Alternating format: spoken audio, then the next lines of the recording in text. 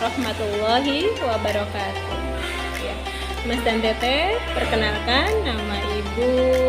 Ada yang sudah tahu, ada yang belum ya. Nama Ibu Ani. Baik, hari ini Ibu akan menyampaikan materi kultum kuliah 7 menit. Kalau kurang dari 7 menit mohon maaf ya.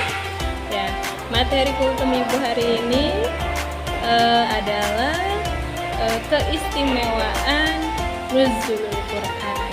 Ya. Mas dan Teteh sudah tahu apa itu nuzulul Quran?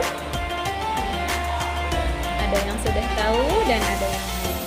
Baik, Ibu akan menyampaikan sedikit yang Ibu tahu tentang peristiwa nuzulul Quran dari yang pernah Ibu baca. Jadi apabila nanti ada yang kurang atau ada yang salah, mohon dimaklumi ya. Jadi peristiwa nuzulul Quran itu adalah peristiwa di mana diturunkannya Al-Quran melalui malaikat Jibril kepada Nabi Muhammad SAW. Ya, peristiwa nuzulul Quran ini terjadi di malam 17 Ramadan ketika Rasulullah SAW sedang menyendiri di Gua Hiro. Ada yang sudah pernah ke Gua Hiro? Nah, Ibu belum pernah ke Gua Hiro. Selanjutnya, peristiwa nuzulul Quran ini terjadi pada tahun 610 Masehi. Kira-kira kenapa ya peristiwa nuzulul Quran ini menjadi peristiwa yang sangat penting dalam sejarah umat muslim dunia? Ada yang tahu? Yuk Ibu kasih tahu ya. Jadi Allah memerintahkan malaikat Jibril untuk menyampaikan wahyu kepada Nabi Muhammad SAW secara berangsur-angsur selama kurang lebih 23 tahun.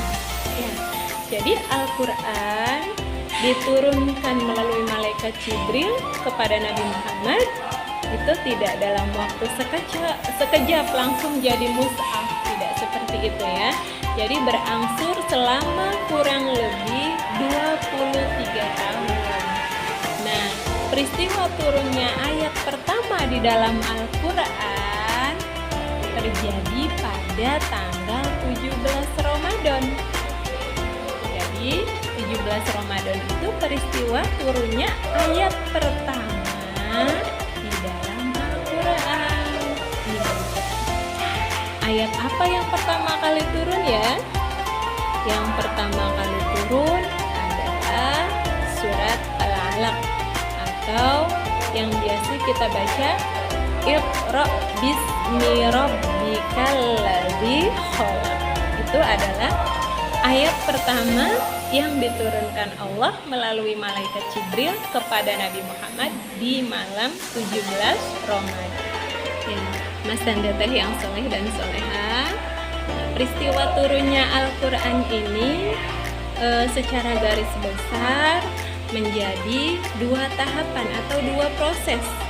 Yang pertama itu diturunkan dari Lauh Mahfuz ke Baitul Izzah atau langit dunia. Selanjutnya itu proses yang pertama ya, dari Lauh Mahfuz ke Baitul Izzah. Proses selanjutnya itu dari langit dunia atau Baitul Izzah ke bumi.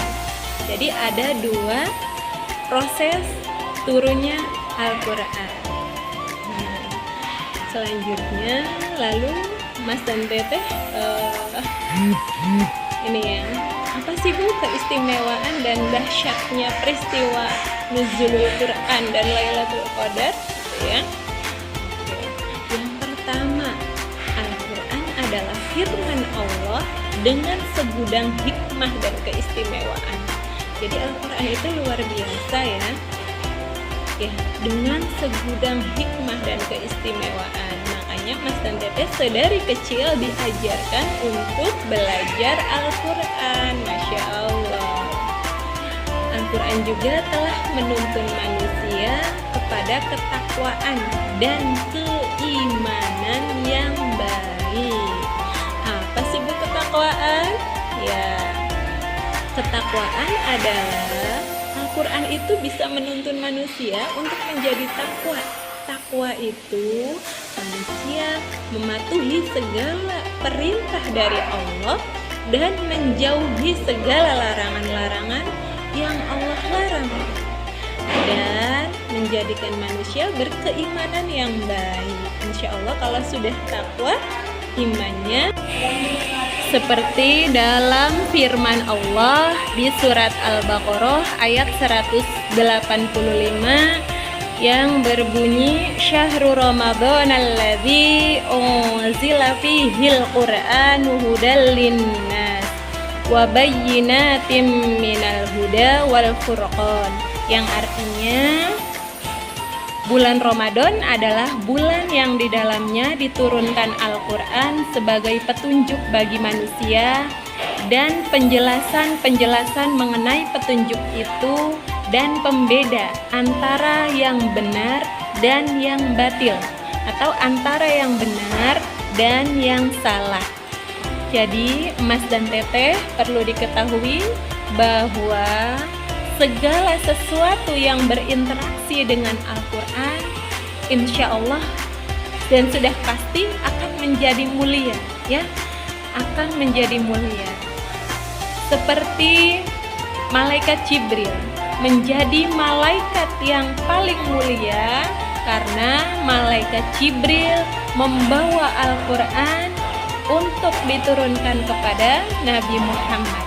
Dan Nabi Muhammad adalah menjadi manusia yang paling mulia karena menerima wahyu Al-Quran. Begitu juga dengan bulan Ramadan.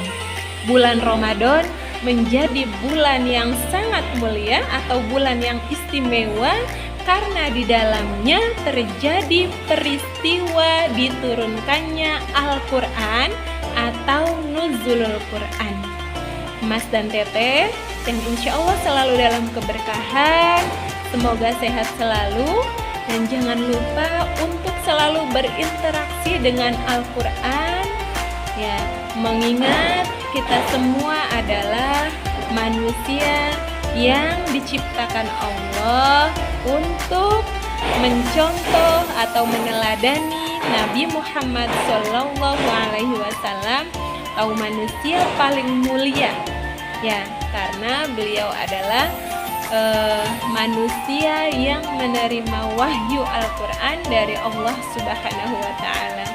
Mari jangan pernah tinggalkan walau satu ayat yang konsisten setiap hari baca Al-Quran. Masya Allah. Sekian kultum dari Ibu.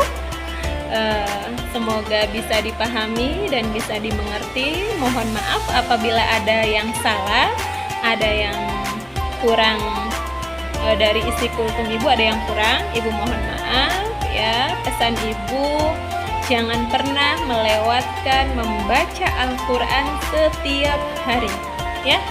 Konsisten baca Quran, insya Allah semoga menjadi pengikut Nabi Muhammad dan bisa berada di barisan Nabi Muhammad kelak di hari akhir nanti. Terima kasih dari Ibu. Wassalamualaikum warahmatullahi wabarakatuh.